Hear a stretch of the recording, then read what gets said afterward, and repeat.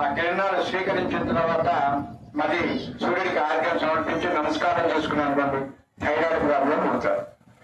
ఇప్పుడు పూర్వకాలం మనకి ఏమన్నా డాక్టర్లు ఉన్నారా? పూర్వకాలం మనకి ఏమన్నా సంతాన ప్రాప్తం ఇచ్చే డాక్టర్లు ఉన్నారా? ఎవరున్నారు పూర్వకాలం? ఎవరున్నారు చెప్పండి? పూర్వకాలం ఏమున్నారు? మంత్రశానులు. మంత్రశానికి మనకు విద్య వచ్చా? ఏమన్నా చదువు వచ్చా? ప్రకృతి విద్యతోటి చక్కగా నిలవన చేశారు. పెద్దవాళ్ళు ఉన్నారు ఇక్కడ. ఇప్పుడు మంత్రశానులు ఏం చేస్తున్నారు? 2-3 కోట్లు పెట్టి చదివి భయం పెట్టి ఎక్కువ వస్తున్నారు. అంటే భగవంతుడి విద్య పెట్టి పెట్టరా? మన జ్ఞానంతో చదువుకొని పోయడం పెట్టండి. చెప్పండి చెప్పండి. కష్టం లేకుండా తిరగడం మంచిదంటారా? లేకపోతే ఇలా చేయడం బెటర్ అంటారా?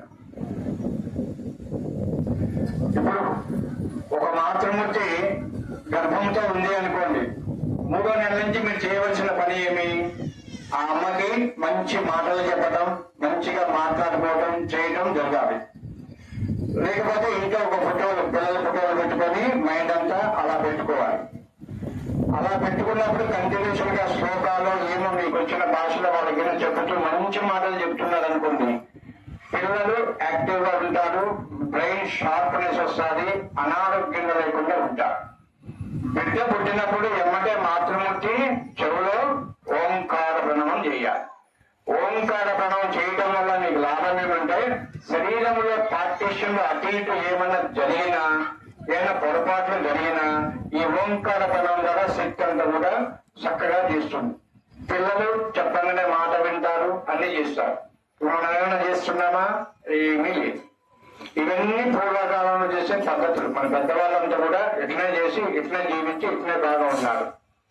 శ్రీకృష్ణదేవరాయ పరిపాలనలో 6.5-7 అడుగులు ఉన్నారు మనుషులు. 125 నుంచి 145 సంవత్సరాలు జీవించారు మనుషులు ఎక్కువ శాతం. అప్పుడు ఇప్పటికీ ఈ భూమండలం మీద 650 సంవత్సరాలు జరిగింది. ఏమి తేడా వచ్చింది చెప్పండి? ఏం తేడా వచ్చింది? తల్లిదండ్రుల ప్రేమ లేదు, అన్నదమ్ముల సఖ్యత లేదు, ఆడపడుచులకి ఓం నమ శివాయ, పిల్లల ఓం నమ శివాయ, ఇవన్నీ జరుగుతున్నాయి. కాబట్టి ఈ అశాంతి క్రియేట్ చేయడం వలన ఆయుష్ ప్రమాణం తగ్గించుకుంటున్నా. ఇప్పుడు ఇక్కడ ఉన్నారు, ఇక్కడ ఉన్న వాళ్ళ కల్లా నేను పెద్దవాడిని, నాకు బీపీ లేదు, షుగర్ లేదు. అర్థమైంది? కాబట్టి మనము చేసుకునే క్రియను బట్టి రోగం దూరం అవుతుంది. మనం క్రియ సరిగా చేసుకోలేదనుకోండి, ఆహార నియమాలు పాటించలేదనుకోండి, కంపల్సరిగా రోగం అనేది శరీరానికి అనుకుంటారు. ఉదయం 6ంటికి పెరిగిన లిక్విడేషన్ ఎక్కువ తీసుకొని, మీరు తినే పదార్థం కొంచెం తీసుకొని లిక్విడేషన్ ఎక్కువ తీసుకోవాలి. మధ్యాహ్నం 12 గంటలకి పాలతో తయారు చేయబడినవి కానీ అవన్నీ కానీ పెరుగు కానీ మజ్జిగ కానీ అవన్నీ వేసుకొని తినాలి. మధ్యాహ్నం 12 గంటలకు ఎందుకు భోజనం తినాలంటే సూర్యుడు కరెక్ట్ మన తల మీదకి వస్తాడు. మన లోపల ఉన్నది అగ్ని.